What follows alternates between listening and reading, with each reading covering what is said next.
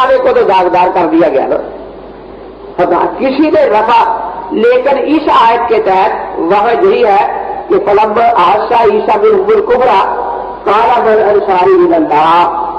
کہ جب عیسیٰ علیہ السلام نے محسوس کیا کہ یہ لوگ مجھے شہید کرنا چاہتے ہیں، تو اللہ تعالیٰ نے عیسیٰ علیہ السلام نے دعا مانگی کہ من انصاری الی اللہ، کہ بھئی کون میرا مددگار بنے گا اللہ کی طرف، قال حواریون نحن انصار اللہ، حواریوں نے کہا کہ ہم اللہ کے مددگار ہیں، آمنا باللہ واشہد بأننا مسلمون، ہم اللہ پر ایمان رکھتے ہیں اور آپ بھی گواہ رہے کہ بے شک ہم فرمانبردار ہیں۔ آگے اللہ تعالیٰ مَكَرُوا وَمَكَرَ اللَّهُ وَاللَّهُ خَيْرُ الْمَاكِرِينَ، کہ یہودیوں نے بھی تدبیر کی کہ مسیح علیہ السلام کو شہید کیا جائے، اس کے لیے خفیہ سازشیں کرنے لگے، اور اللہ تعالیٰ نے بھی ان کی تدبیر ان پر لوٹانے کا ارادہ کر لیا۔ جیسے کہتے ہیں نا برائی کا بدلہ برائی، تو بدلہ برائی نہیں ہوتا، اس کا نتیجہ ہوتا ہے نا۔ اس طرح یہاں مکر سے مراد یہ نہیں کہ معاذ اللہ خدا کی طرف سے کوئی برا ارادہ تھا، ہاں ان کے برے ارادے کو ان پر ہی ڈال دینا، یہ اللہ تبارک و تعالیٰ کی ایک تدبیر تھی۔ تو مَكَرُوا وَمَكَرَ اللَّهُ وَاللَّهُ خَيْرُ الْمَاكِرِينَ، دونوں تدبیروں کا ذکر کرنے کے بعد اللہ تعالیٰ فرماتے ہیں کہ اللہ کی تدبیر بہترین تدبیر تھی۔ اب اسی تدبیر کا آگے ذکر ہے، وَإِذْ قَالَ اللَّهُ يَا عِيسَىٰ إِنِّي مُتَوَفِّيكَ وَرَافِعُكَ إِلَيَّ، اب پہلے ان تدبیروں کو سامنے رکھے تو پھر آیت کا معنی سمجھنا بالکل عام فہم ہو جائے گا۔ یہودیوں کی تدبیر کا پہلا نمبر کیا تھا کہ ہم مسیح علیہ السلام کو گرفتار کریں، اللہ نے فرمایا کہ وہ تجھے گرفتار نہیں کریں گے، میں تجھے اپنے قبضے میں لے لوں گا۔ خود ان کی تدبیر کیا تھی؟ مسیح علیہ السلام کو گرفتار کیا جائے، یہودی اپنے قبضے میں لے لے، اللہ تعالیٰ نے فرمایا کہ نہیں، میں تجھے اپنے قبضے میں پورا پورا لے لوں گا، وہ تجھے گرفتار نہیں کر سکے۔ اب ان کی تدبیر کا دوسرا قدم کیا تھا کہ گرفتار کرنے کے بعد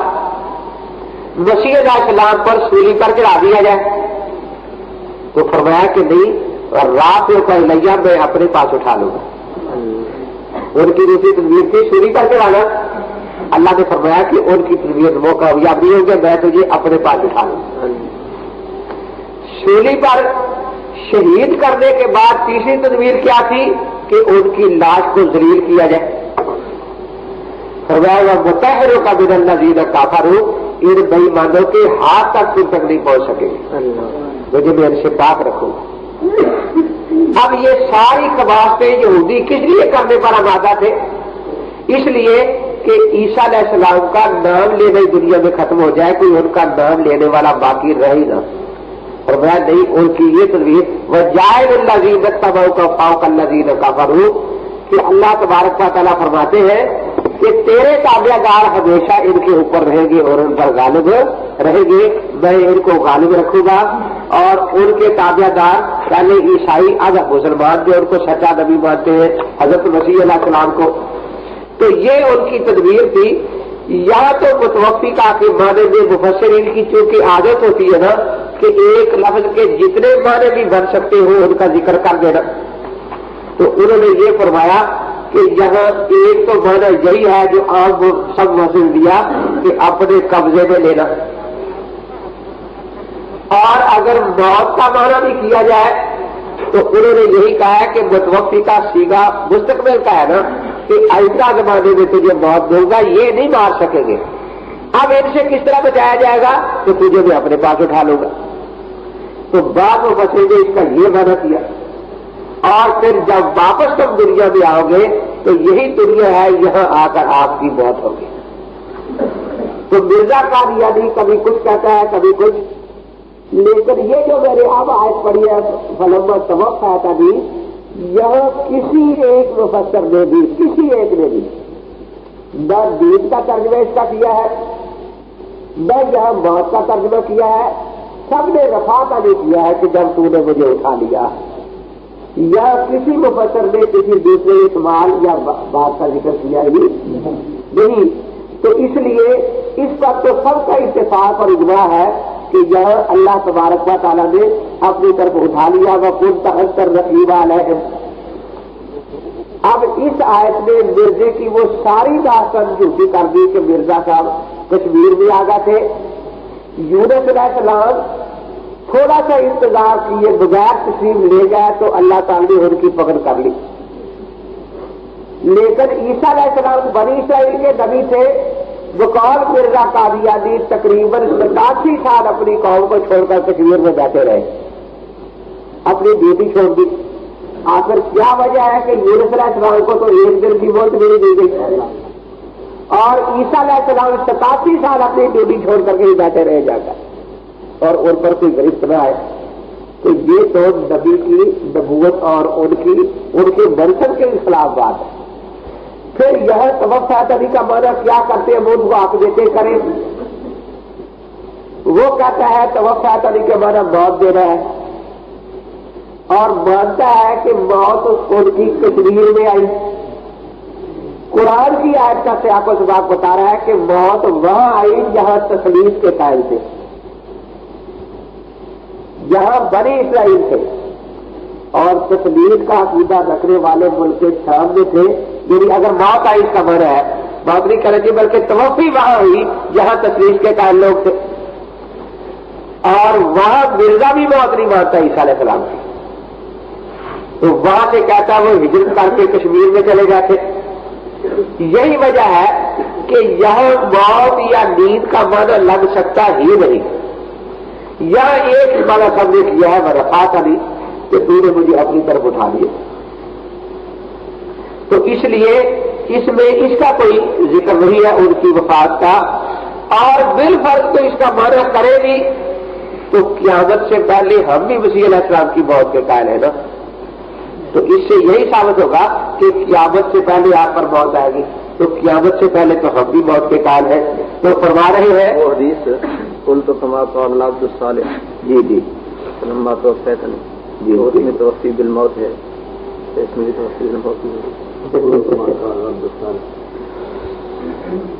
وہ گھر یاد کرایا کہ قادیانی اصطلاح کرتے ہیں اقول و کما قال عبد الصالح سے، اور یہ کہتے ہیں کہ چونکہ کما جو ہے یہ تشبیہ کے لیے آتا ہے، اس لیے جیسی توفی حضور پاک کی ہوئی ہے ایسی توفی عیسیٰ علیہ السلام کی ہوئی، اور حضور پاک کی توفی موت کے ساتھ ہے تو عیسیٰ علیہ السلام کی بھی موت ہی کے ساتھ ماننی چاہیے۔ تو پہلے تو یہی بات غلط ہے، پنجاب میں بیٹھ کر عرب کے نئے نئے کہنے عربی زبان کے گھڑنا یہ کسی کو حق نہیں ہے۔ کما اگر ایسی ہی تشبیہ کے لیے آتا ہے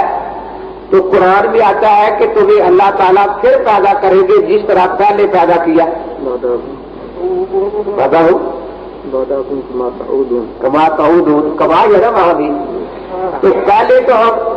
ماں باپ سے پیدا ہوئے نا، تو کیا قیامت کے دن میں یہی عمل جاری ہوگا اور ہماری پیدائش ہوگی؟ یہ ایسا اس قسم کی نہیں ہوتی یہ بات۔ تو یہ اقول کما قال عبد الصالح وہ اگلی بات میں تشبیہ ہے کہ جیسے وہ اپنی امت کے لیے سفارش کریں گے میں بھی اپنی امت کے لیے سفارش کروں گا، نہ کہ اس توقع میں کوئی ایسی تشبیہ موجود ہے۔ وہ تو دیکھا جائے گا کہ توقع کے کس انداز میں توقع ہوئی، جس انداز میں ہی واقعات اس کی تعین کر دیں گے۔ تو اقول کما قال عبد الصالح یہ ہے کہ جس طرح عبد الصالح کہے گا تو اس قول میں آگے تشبیہ دی گئی ہے کہ ان کا قول بھی یہ تھا اور میرا قول بھی اپنی امت کے لیے یہی ہوا ہوگا کہ اے اللہ تعالیٰ آپ ان کو بخش دے۔ تو اس میں توقع میں کہیں بھی نہیں ہے، بات سمجھ آ رہی ہے نہیں کہ اس دعا میں اس قول میں تشبیہ دی گئی ہے، اس میں تشبیہ ہی صرف دی گئی کہ جیسے میری موت ہے اس کی ان کی موت ہوئی، جیسے وہ اپنی امت کی سفارش کریں گے میں بھی اپنی امت کی سفارش کروں گا۔ اقول کما قال ہے نا، اس میں سرے سے توقع کی تشبیہ تو ہے ہی نہیں، یہ تو قادیانی خالصہ دھکا شاہی کے لوگوں کو دھوکہ دینے کے لیے کرتے ہیں۔ تو اس لیے کما کا لفظ آنے سے اول تو تشبیہ نہیں، پھر اس میں یہ چیز نہیں کہ بری وجہ تشبیہ ہو۔ اصل بات وہی ہے جو میں کہہ رہا ہوں کہ تشبیہ اس قول اور دعا میں کہ جیسے وہ اپنی امت کے لیے یہ دعا کریں گے اسی طرح میں بھی اپنی امت کے لیے یہی سفارش اور یہی دعا کروں گا۔ تو حضرت مسیح علیہ السلام کی حیات کا جو عقیدہ ہے اس پر تو امت کا اجماع اور اتفاق چلا آ رہا ہے۔ اس لیے امت کا اجماع امام غزالی رحمۃ اللہ علیہ جن کو یہ بھی مانتے ہیں کہ وہ اپنی صدی کے مجدد تھے، المستصفیٰ میں لکھا ہے، قاعدہ بڑا ضروری ہے جو انہوں نے لکھا ہے وہاں اجماع کی بحث میں کہ سب سے پہلے کون سی دلیل لی جائے۔ فرماتے ہیں کہ یہ دیکھا جائے کہ مسئلے میں اجماع ہے یا نہیں۔ اگر اجماع ہے تو کسی اور دلیل کی طرف جانے کی ضرورت نہیں۔ کیوں؟ قرآن کی آیت میں بھی نسخ کا احتمال ہو سکتا ہے، حدیث میں بھی نسخ کا احتمال ہو سکتا ہے، لیکن اجماع ایک ایسی دلیل ہے جس کے چھوڑنے کے لیے کوئی احتمال ہمارے پاس نہیں ہے۔ آخر قرآن کی آیت میں داخل منسوخ رہا یا نہیں رہا، احادیث میں داخل منسوخ رہا یا نہیں رہا، لیکن اجماع ایک ایسی دلیل ہے کہ جب اجماع آ جائے تو پھر کسی اختلاف کی گنجائش نہیں رہتی۔ یہ ایسی دلیل ہے جس میں کوئی احتمال باقی نہیں رہتا۔ قرآن نے بھی یہی کہا کہ ان تنازعات ان کی شہر فردوہ اللہ اور رسول کہ تنازع ہو پھر بحث کی گنجائش ہے، تنازع نہ ہو تو سرے سے بحث کی گنجائش نہیں بنتی۔ اس لیے جو مسائل اجماعی ہے جب ان کا اجماعی ہونا ثابت ہو گیا اس کے بعد تو شریعت ہمیں بحث کی اجازت نہیں دیتی، ان کو بحث کی اجازت اس میں نہیں ہونی چاہیے۔ لیکن یہ جو کچھ پھر بحث ہوتی ہے وہ مسئلے کی تفصیل اپنے سمجھانے کے لیے ہوتی ہے، لیکن اجماع کے خلاف ہم بات نہیں مانیں گے کوئی بھی، کیونکہ اجماع کے بارے میں آ گیا وہ جو شاہ کے رسول من بعد ما تبین له الهدى ويتبع غير سبيل المؤمنين نوله ما تولى ونصله جہنم وساءت مصيرا۔ جس طرح حضور پاک کے تعلیم سے ہٹنے کو سزا جہنم دی گئی ہے، اسی طرح نبی کے بعد کوئی فرد معصوم نہیں، نبی کے بعد کوئی فرد معصوم نہیں، صرف ایک چیز نبی کے بعد معصوم ہے، وہ ہے امت کا اجماع۔ اس لیے جو مسئلہ حضور پاک سے ہمیں با اجماع امت پہنچ جائے وہ معصوم نبی کا دین معصوم واسطے سے ہم تک آ گیا، نبی بھی معصوم اور واسطہ بھی معصوم، اس لیے اس کو حجت قاطعہ کہا جاتا ہے کہ اب اس میں کسی قسم کے اختلاف کی کوئی گنجائش نہیں۔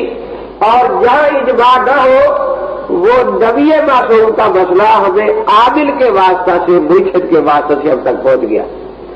تو مجتہدین معصوم نہیں عادل ہے، اسی لیے یہ ضدیت اور قطعیت کا فرق ہوتا ہے کہ وہاں عصمت ہے اجماع میں۔ تو قرآن پاک نے بھی فَإِن تَنَازَعْتُمْ فِي شَيْءٍ فَرُدُّوهُ إِلَى اللَّهِ وَالرَّسُولِ میں بتا دیا کہ اگر پہلے اس پہ تنازع نہیں ہوا اجماع ہے تو اب تمہیں نیا تنازع کھڑا کرنے کا کوئی حق ہی سرے سے نہیں ہے۔ اگر کہیں ایسا ہے کہ مولانا ابوالکلام آزاد یا مولانا عبید اللہ سندھی رحمہ اللہ نے اپنا وفات عیسی السلام کا لکھا قادیانی یہ بھی پیش کرتے ہیں، مولانا ابوالکلام آزاد رحمۃ اللہ علیہ کے جس خط کی طرف وہ دھوکہ دیتے ہیں اس میں اس کا نام ہی اچھا تھا جب چھپی ہے میں ظہور پر ایمان، رسالے کا نام ہی ہے میں ظہور پر ایمان۔ انہوں نے یہی لکھا تھا کہ حضرت کے بعد اب کسی نئے نبی پر ایمان لانے کے مکلف نہیں ہے۔ چنانچہ کسی نے اس سے نکالنے کی کوشش کی کہ عیسیٰ علیہ السلام کا آپ انکار کرتے ہیں، انہوں نے کہا کہ عیسیٰ علیہ السلام نیا نہیں، وہ تو ہمارا پرانا ایمان ہے عیسیٰ علیہ السلام پر، نیا تو وہ مانے جو بیٹوں کو عیسیٰ مان لے،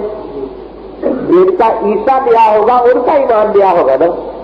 اور جن کا